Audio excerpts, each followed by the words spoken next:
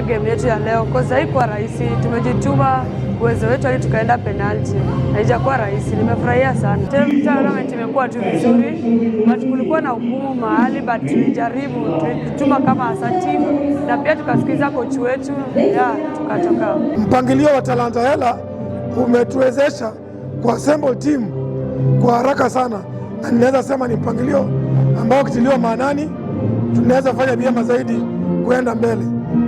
Nataka kushukuru serikali ya Kenya, Ministry ya Education, Ministry ya Sports kwa kuwezesha vijana na Talanta Hela program ambayo imefanya tukafika hapo.